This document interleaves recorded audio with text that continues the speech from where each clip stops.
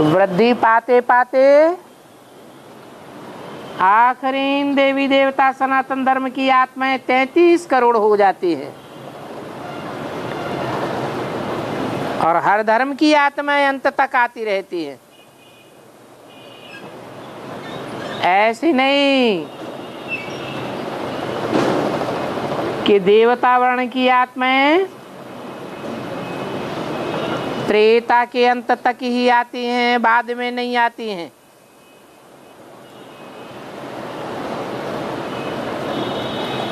तो 33 करोड़ देवताएं गए हुए हैं। ये राधा कृष्ण लक्ष्मी नारायण ये सब देवताएं थे।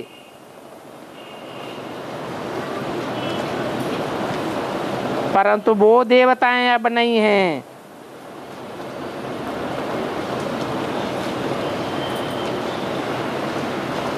तो हिस्ट्री मस्ट रिपीट। फिर से कलयुग के बाद सतयुग आना चाहिए।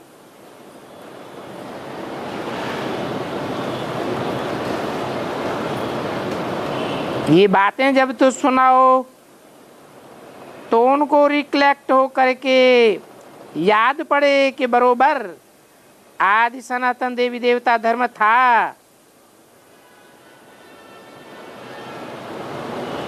नर को नारायण और नारी को लक्ष्मी बनाने वाला था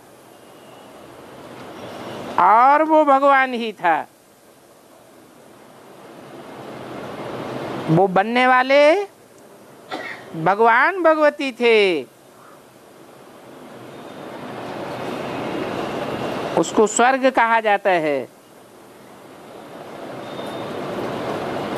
क्योंकि वहां सब स्व स्थिति में रहने वाले थे।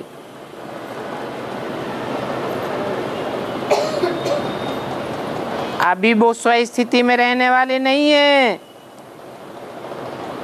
तो अभी वो स्वर्ग भी नहीं है।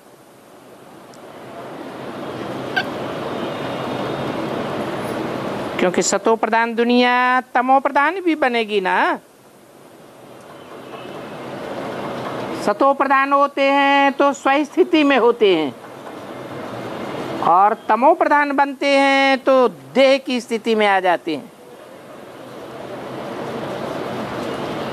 अभी तुम जान गए हो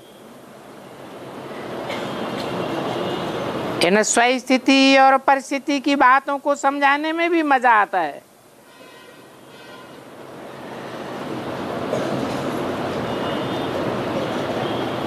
तो ऐसे नहीं कहना है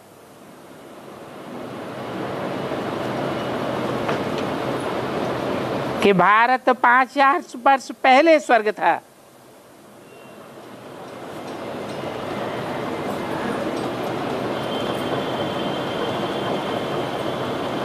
नहीं, 5000 वर्ष के अंदर स्वर्ग और नरक दोनों होता है। और मनुष्यों ने तो सुना है स्वर्ग को लाखों वर्ष हुए।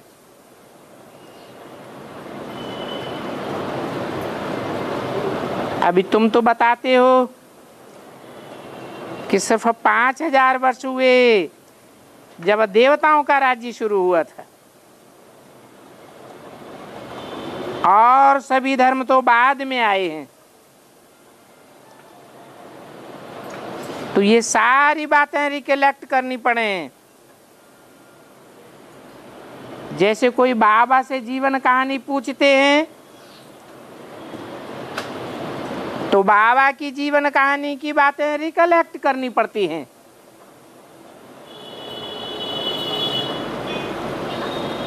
यहाँ तो हम शिव बाबा की बायोग्राफी बताते हैं।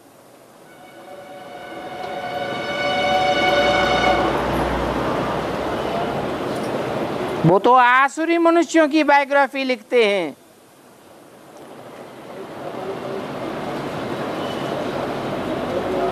कौन वे माने कौन?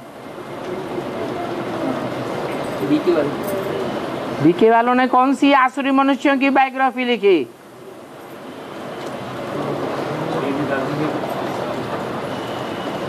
ब्रह्मा बाबा की जीवन कहानी लिखी ना। तो परमात्मा की जीवन कहानी थी या शिव बाबा की जीवन कहानी थी? शिव बाबा की जीवन कहानी का मुख्य काम कौन सा है? कर्तव्य दिखाना पड़े ना। शिव बाबा की जीवन कहानी का मुख्य अंश वो है जो और कोई धर्म पिताओं का नहीं है। कोई भी धर्म पिता ने स्वर्ग की स्थापना नहीं की और नरक की दुनिया का विनाश नहीं किया। ये काम एक ही शिव बाबा करते हैं। पतित दुनिया को खलास करके नई पावन दुनिया स्थापन करना एक ही परमपिता परमात्मा का कार्य है। तो ये तो मुख्य कार्य है जो उनकी जीवन कहानी में आना चाहिए।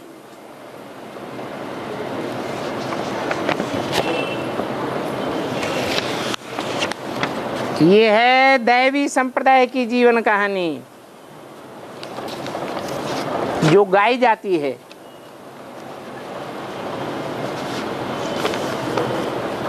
30-3-63 की वाणी का दूसरा पेज।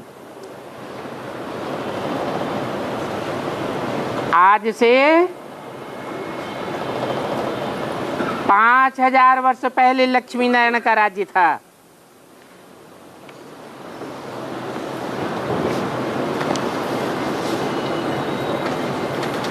पांच 5000 वर्ष पहले था या अंदर था? 5000 वर्ष के अंदर था या 5000 वर्ष से पहले था? है अंदर था। उसकी हिस्ट्री है शास्त्रों में।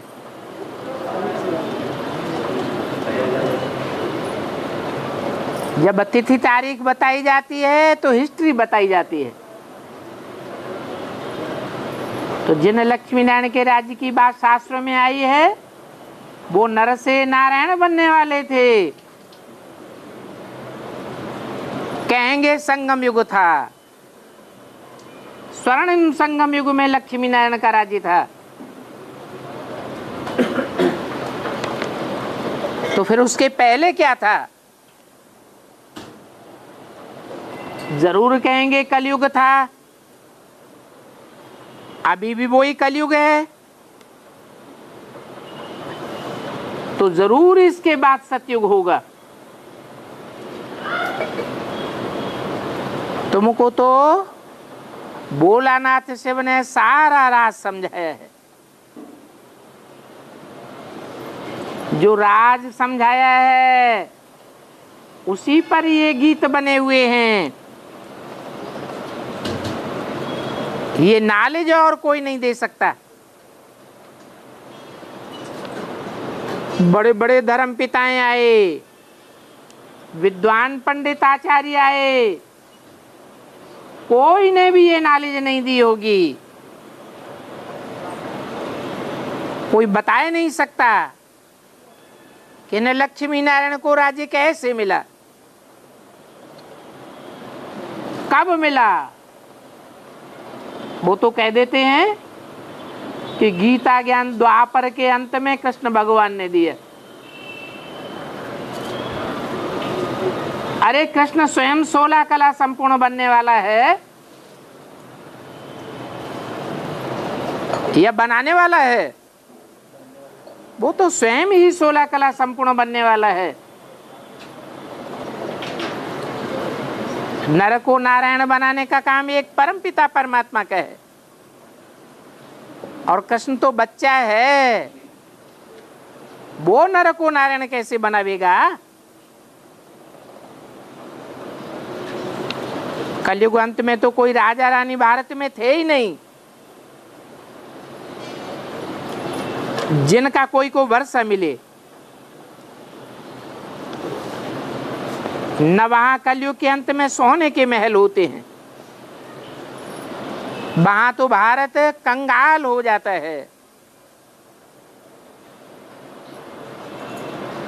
फिर बताए कोई कि धक से सतयुग आदि में इतना धनमाल कहां से आ गया?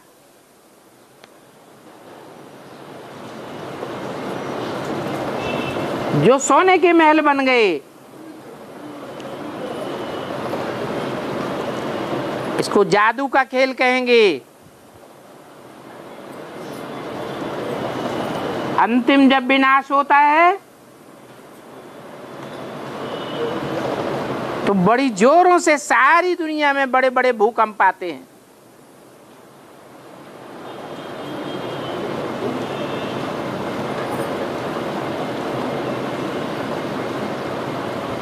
ये पत्थर के पहाड़ नीचे चले जाएंगे और सोने की खानियां ऊपर आ जाएंगी। सारी दुनिया में समंदर ही समंदर हो जाएगा। भारत में ही किनारा होगा।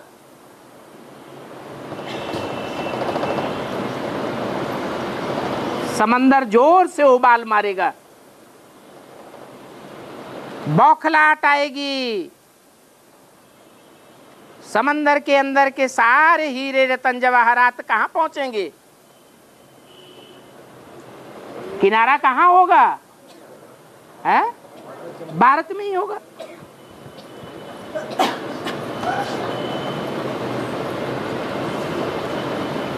तो शास्त्रों में इसको जादू का खेल कह दिया है। बरोबर बाबा जादूगर है,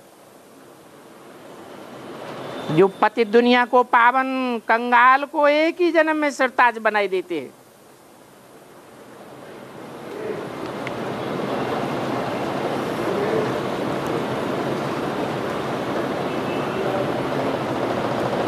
वो जादूगर होते हैं, वो भी पैसे की रिद्धि सिद्धि से लोगों को ठगते हैं।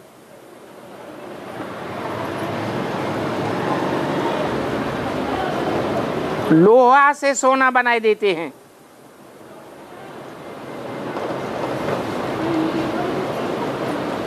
तो ये बेहद का बाबा है, जो फिर सारे भारत को कंगाल मोहताज से एकदम बैकुंठ बनाई देते हैं। ये है ईश्वरीय रिद्धि सिद्धि, जो रिद्धि सिद्धि दुनिया में और कोई मनुष्य नहीं कर सकता। वो तो झूठी रिद्धि सिद्धियां होती हैं अल्पकाल की, और ये तो प्रैक्टिकल बात है। 2500 साल के लिए नई दुनिया खड़ी हो जाती है।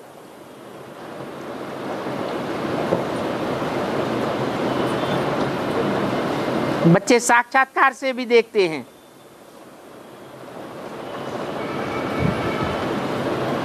तो बच्चों को जरूर खुशी होती है, खुशी का पारा चढ़ेगा ना। हम जानते हैं बाबा स्वर्ग का मालिक बनाने के लिए हमको राजयोग सिखाए रहे हैं।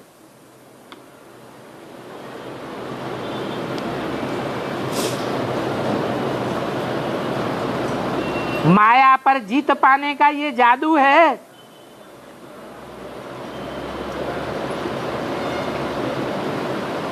ये जादू का खेल सिखाने वाला बेहद का बाप है। ये राज की बातें हैं। उन्होंने तो कृष्ण का नाम डाल दिया है। अब कृष्ण बच्चा राज की बात कैसे बतावेगा?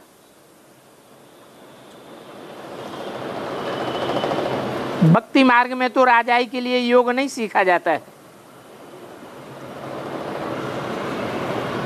वहां तो राजाई प्राप्त करने के लिए दान पुण्य करते हैं। यहाँ तो बाबा राजयोग सिखाते हैं।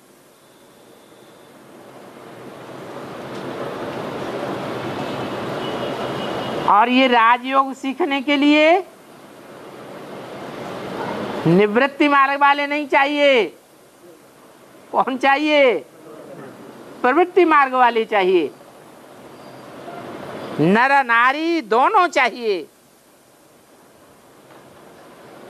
तब ही राज की बात सीख सकेंगे। बच्चा बुद्धि तो न सिखा सकते हैं और न सीख सकते हैं।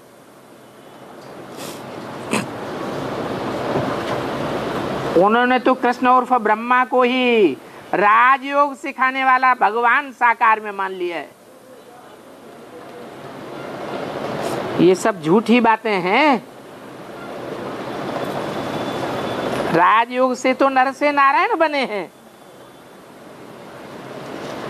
अरे नर से कोई नारायण बना क्या?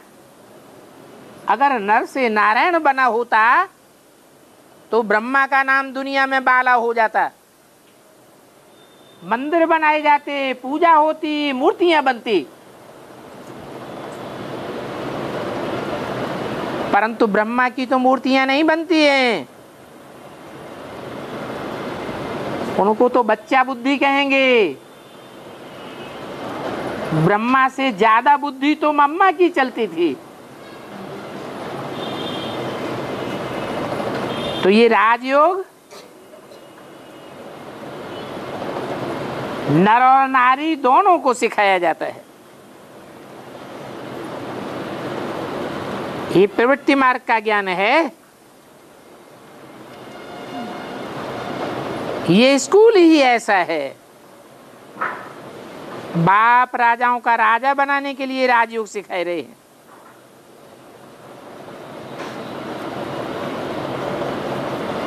और फिर ये राजयोग कितना सहज है, इसलिए इसका नाम ही है सहज ज्ञान सहज राजयोग। इतना सहज है कि अबलाएं कुब्जाएं भी बैठ पड़ती हैं। पुजारी पति से अब पावन बन रही हैं।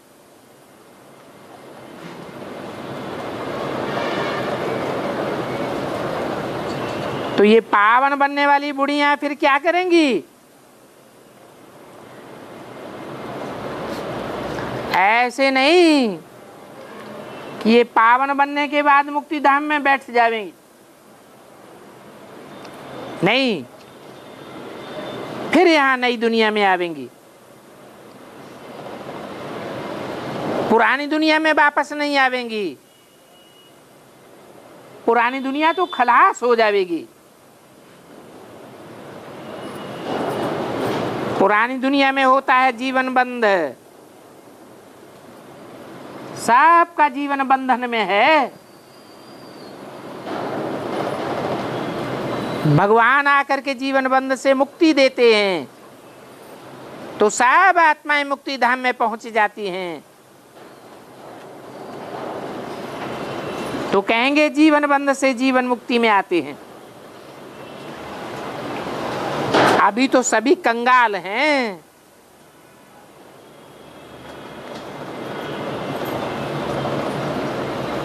कंगाल हैं तो सोना भी कोई के पास नहीं रहने देते। सोना भी ले रहे हैं। फिर बताओ क्या जा करके रहेगा?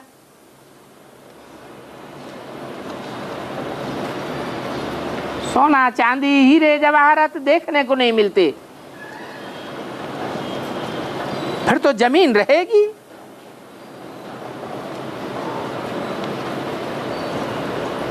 तो देखो ऐसा इंसॉल्वेंट भारत फिर धक से कितना सॉल्वेंट बन जाता है।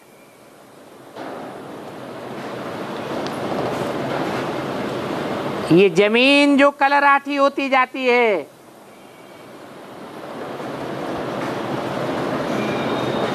खाद के बगैर पैदाइश ही नहीं होती।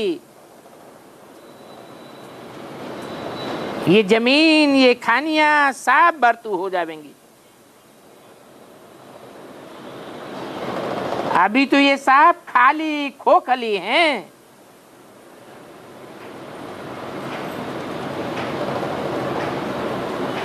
शास्त्रों में लिखा हुआ भी है कि सागर हीरे जवाहरात ले आया। हीरे जवाहरातों की थालियां भर भर करके ले आए। कहाँ की कहानी है? नहीं। हाँ, जब लंका पर चढ़ाई करने गए तो दिखाते हैं सागर को जब तीर मारा तो खानियां निकल आई, थाल में भर भर के ले आया।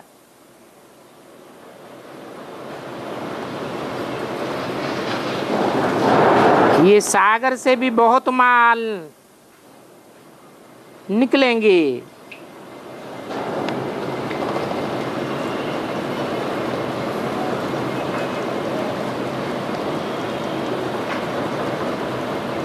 और नई नई खानियों से भी ढेर के ढेर निकलते रहेंगे।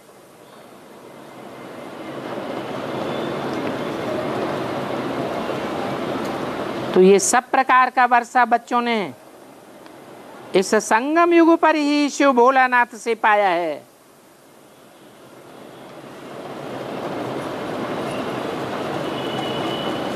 और शंकर के लिए तो दिखाते हैं कि आंख खोलने से ही विनाश हो गया।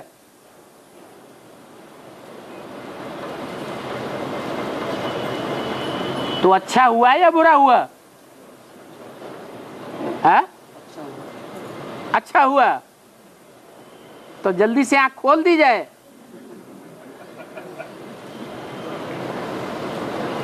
है? डर तो नहीं लग रहा है? नहीं है?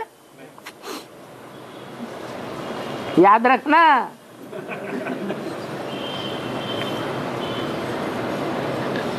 भोलानाथ तो उनको कहा जाता है जो हीरे जवाहरातों से झोली भर देते हैं।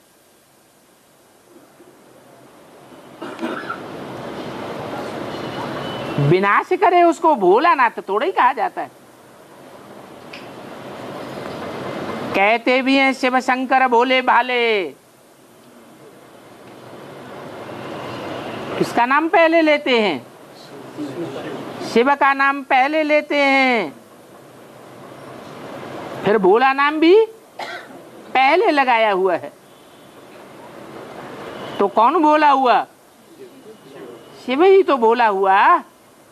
शंकर का तो नाम भी बाद में लेते हैं और उनका भोलापन तो नहीं दिखाया है। उनको तो कहते हैं भाले। तो विनाशकारी हुआ ना। वो कहां से झोली भरेंगे?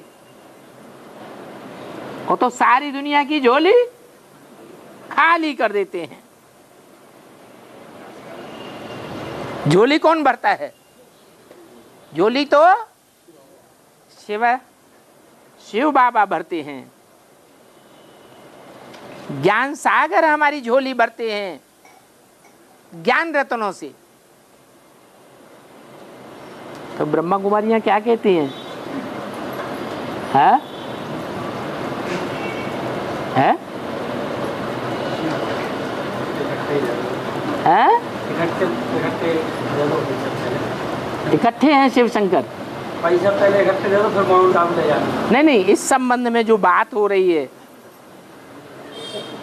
कि ज्ञान सागर शिव भोलानाथ है, वो हमारी झोली भरते हैं और शंकर तो सारी दुनिया की झोली खाली कर देते हैं।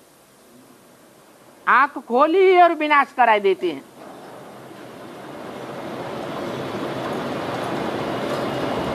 तो ब्रह्मा कुमारियां क्या कहती हैं? उन्हें विनाश से डर लगता है या विनाश की बात सुनकर के खुशी होती है? उन्हें तो डर लगता है। अंदर अंदर से अविश्वास भरा पड़ा है कि विनाश होना ही नहीं है। अंडरग्राउंड कंक्रीट के महलमाड़ियां बनाते रहते हैं, कितना पैसा इकट्ठा करते हैं।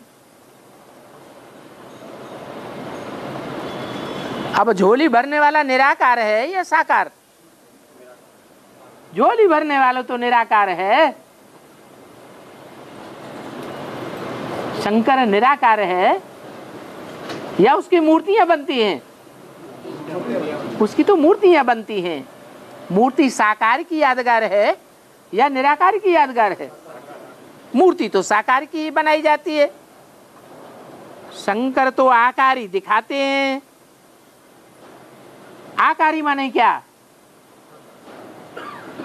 आकारी का मतलब है मनन चिंतन मंथन में जिसकी बुद्धि लगी रहे, साकारी दुनिया की बातों में जिसकी बुद्धि न जाए। देह में, देह के संबंधों में, देह के पदार्थों में अगर बुद्धि जाती है तो साकारी कहेंगे या आकारी कहेंगे?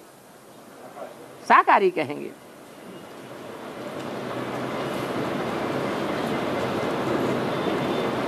तो शंकर रचना है कि रचयिता है? शंकर भी रचना है। तो महिमा सिर्फ एक निराकारी शिव बाबा की है।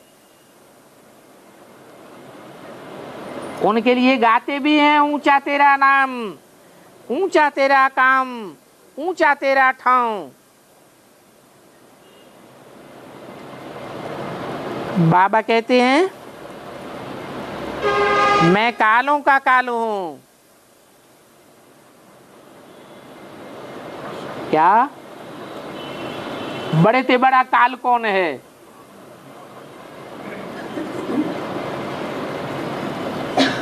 जो कालों का काल है वो तो महाकाल कहा जाता है।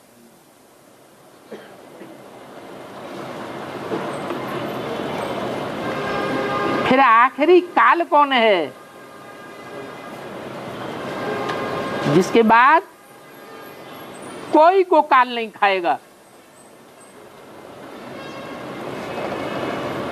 अरे सबको नंबरवार काल खाता है या नहीं खाता है? तो आखिरी काल भी होगा ना। कौन है? हैं? अरे सबसे अंत में काल किसको खाएगा? हैं? शंकर को। शंकर को काल नहीं खाएगा। वो कभी मरता नहीं है, कभी जन्म भी नहीं लेता है। ये तो बेहद की बात है। जन्म मरण का चक्र मनुष्य आत्माओं को आता है। मनुष्य उनको कहा जाता है जो आदि से लेकर के अंत तक मनन चिंतन मंथन में ही रहते हैं।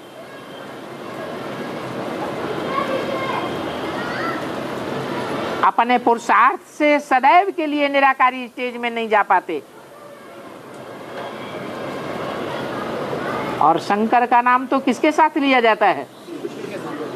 शिव निराकार के साथ नाम जोड़ा हुआ है, तो जरूर निराकारी बनता है।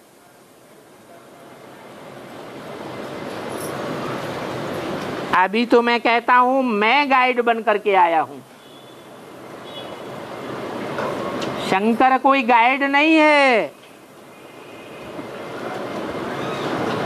मेरे पीछे सभी मच्छरों से दस जावेंगे।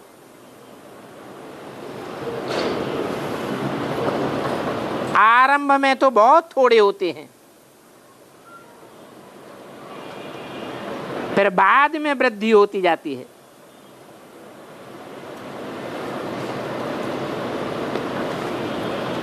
झाड़ सतो प्रधान से अवश्य तमो में आएगा।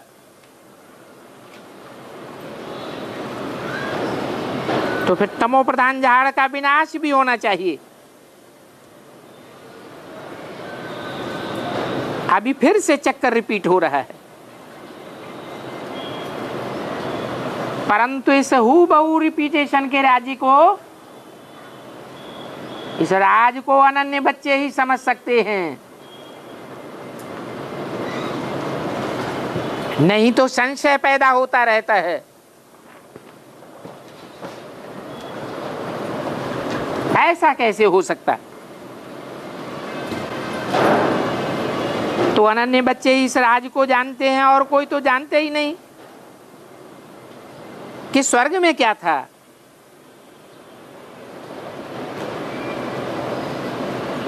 ये खरी समझानी है जो बुद्धि में रहने से बड़ी खुशी होती है और है भी बहुत सहज। कोई को भी समझा सकते हो कि भारत सोने की चिड़िया थी।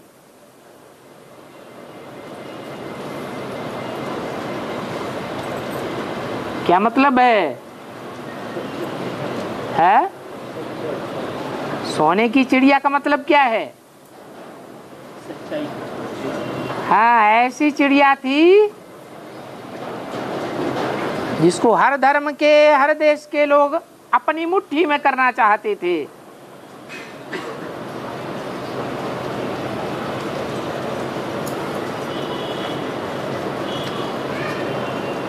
उन स्वर्गवासियों के चित्र भी रखे हुए हैं। वो चित्र कौन से युग के हैं?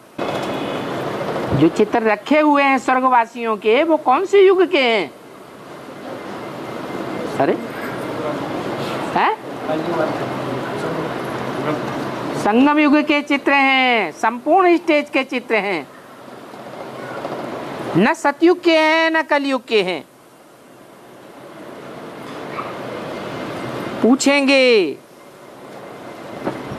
ये क्राइस्ट का चित्र कब का है, तो कोई भी झट बतावेंगे ये 2000 वर्ष पहले का है।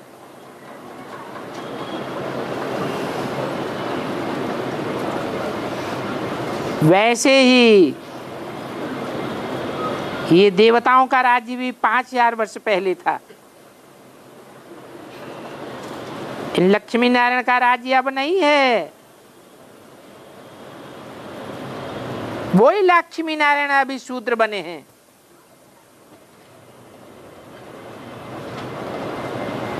कब की बात हुई? शूद्र बने हैं।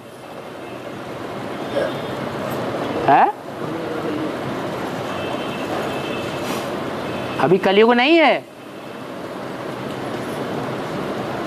अभी है या नहीं? संगम युग है। तो संगम युग में ब्राह्मण होते हैं या शूद्र होते हैं? यहां तो कहा वही लक्ष्मी नारायण अभी शूद्र बने हैं। कब की बात हुई? 63 में ये वाणी चली। उस समय कोई ब्राह्मण थोड़े ही थे। शूद्र वंश में थे या ब्रह्मा द्वारा ब्राह्मण बन चुके थे? शूद्र वंश में थे।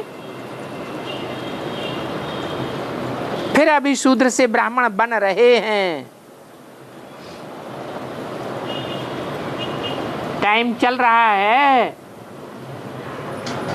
ये शूद्र से ब्राह्मण बनने का टाइम उन्होंने लक्ष्मी नारायण के लिए कब तक के लिए निर्धारित किया? 63 से लेकर है नहीं 69 18 जनवरी तक।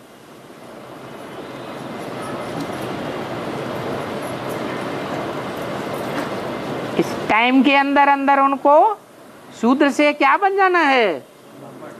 ब्राह्मण बन जाना है। किसके द्वारा?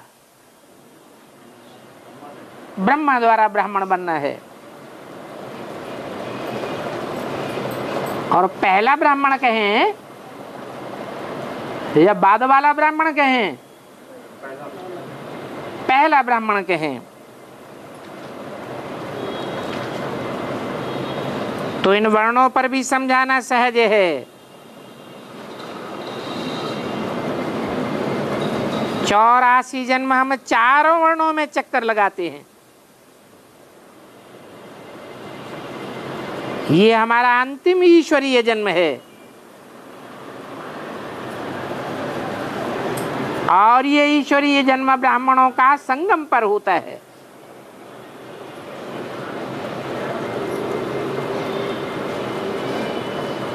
कब तक?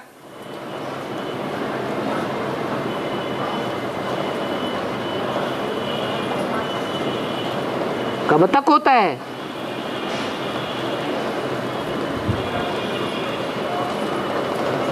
फिर ब्राह्मण से क्या बनते हैं? देवता बनते हैं। तो कोई टाइम निर्धारित होगा। कि देवता वर्ण में कब तक जन्म लेते हैं?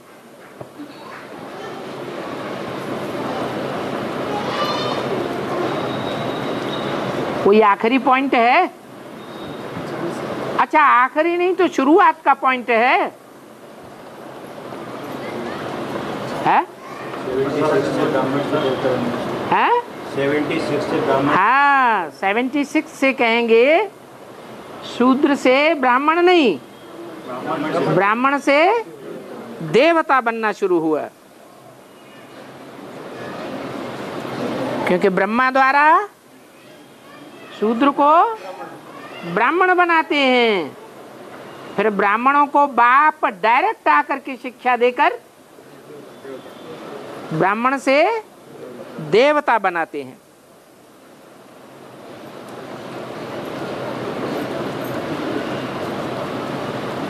डॉक्टर से डॉक्टर बनाया जाता है, इंजीनियर से इंजीनियर बनाया जाता है। तो देवता बनाने के लिए कौन चाहिए? जरूर देवता ही चाहिए। जो बड़े में बड़ा देवता है उसको महादेव कहा जाता है। वो महादेव भगवान भगवती का भी टाइटल बनता है।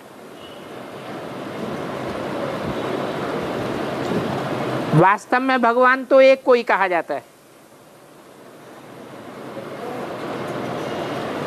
फिर वही देवता वर्ण से फिर क्षत्रिय वर्ण में 12 जन्म लेंगे।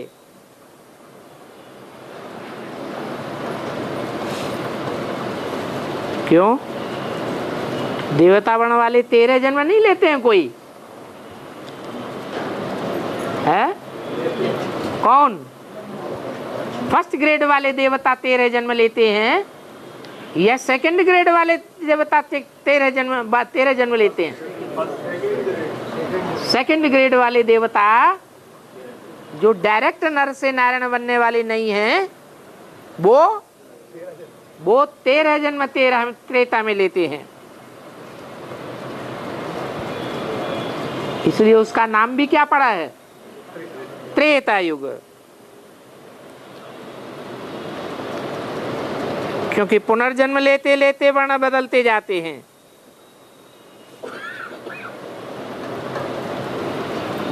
हम ही इन वर्णों में ट्रांसफर होते हैं। पुनर्जन्म लेते लेते सतो प्रधान से सतो, फिर रजो, फिर तमो में जाते हैं। तो बताओ,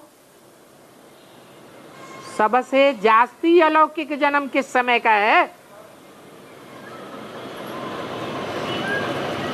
सतयुग का है, त्रेता का है, द्वापर का है या कलयुग का है? संगम युग का है। जो अच्छे अच्छे बच्चे हैं उनको तो ये ज्ञान की बातें जैसे उंगलियों पर याद रहती हैं। ये भी बायजोली है अथवा कहें स्वदर्शन चक्र है। स्वात्मा को अपने 84 जन्मों के चक्कर का ज्ञान मिला है।